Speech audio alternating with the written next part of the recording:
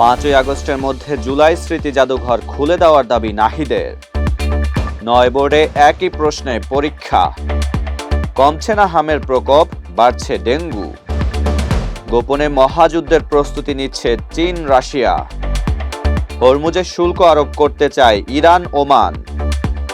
ইউটিউবে 100 কোটি view বেল্লামকোন্ডা শ্রীনিবাসের movie.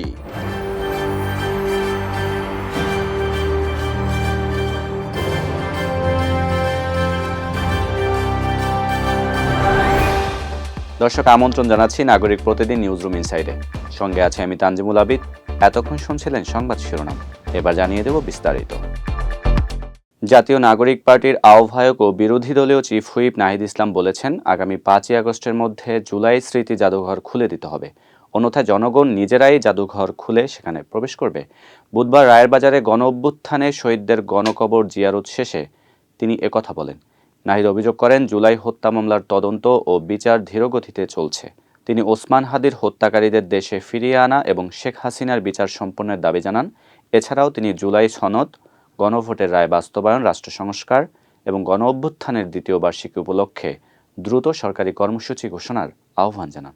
আগামীকাল বৃহস্পতিবার থেকে সারা দেশে শুরু হচ্ছে 2026 সালের এইচএসসি ও সমমান পরীক্ষা। এবার প্রথমবারের মতো দেশের 9টি সাধারণ শিক্ষা বোর্ডে একই প্রশ্নপত্রে পরীক্ষা অনুষ্ঠিত হবে বলে জানিয়েছেন শিক্ষামন্ত্রী আ.ন.ম এহসানুল হক মিলন। বুধবার শিক্ষা মন্ত্রণালয়ে আয়োজিত সংবাদ সম্মেলনে তিনি জানান, পরীক্ষা কেন্দ্রের নিরাপত্তা জোরদার করতে দায়িত্বে থাকা পুলিশ সদস্যরা বডি ওয়ার্ন ক্যামেরা ব্যবহার করবেন। এর মাধ্যমে কেন্দ্রে অনিয়ম ও বহিরাগতদের প্রবেশ নিয়ন্ত্রণে রাখা হবে। দেশে কমছে না হামের প্রকোপ, আর একই সময় বাড়ছে ডেঙ্গুর সংক্রমণ।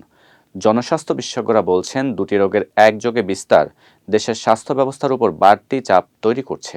তাই এখনই সমন্বিত প্রতিরোধমূলক ব্যবস্থা জোরদার না করলে পরিস্থিতি আরও জটিল হতে পারে।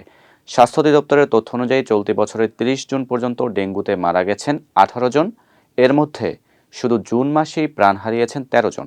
একই সময়ে ডেঙ্গু আক্রান্ত হয়ে হাসপাতালে ভর্তি হয়েছেন 6,000-এর বেশি মানুষ। সবচেয়ে বেশি সংক্রমণ রেকর্ড করা হয়েছে বরিশাল বিভাগে, এরপর রয়েছে চট্টগ্রাম ও খুলনা বিভাগ। ঢাকার 2 সিটি কর্পোরেশনের মধ্যে দক্ষিণ সিটিতে আক্রান্তের সংখ্যা তুলনামূলক বেশি। বার্তা সংস্থা রয়টার্সের এক প্রতিবেদনে বলা হয়, গত বছর আগস্টে রাশিয়ান বাহিনীর জন্য চীনে গোপন সামরিক প্রশিক্ষণ কার্যক্রম অনুমোদন করেন রুশ প্রেসিডেন্ট ভ্লাদিমির পুতিনের প্রতিরক্ষামন্ত্রী Andrei Belousov.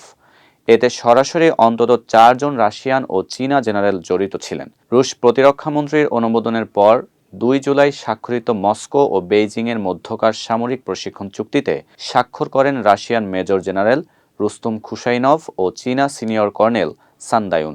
The New York টাইমসের তথ্য অনুযায়ী হরমুজ প্রণালী দিয়ে চলাচলকারী বাণিজ্যিক জাহাজের উপর যৌথভাবে সেবা মাশুল বা শুল্ক আরোপের পরিকল্পনা করছে ইরান ও ওমান।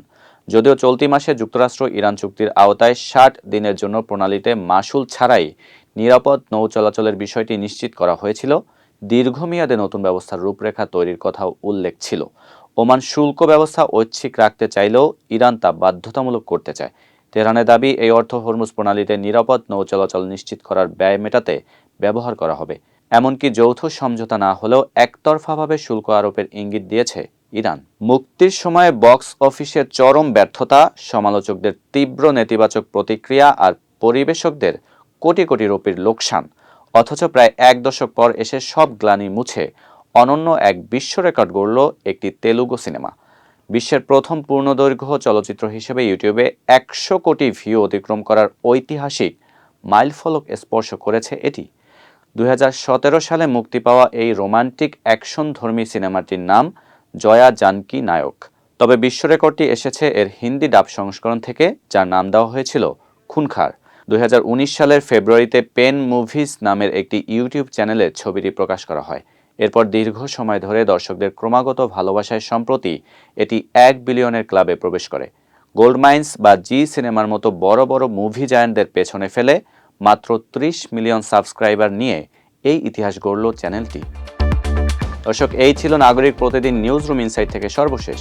পরবর্তী সংবাদ দেখার আমন্ত্রণ জানিয়ে বিদায় নিচ্ছি।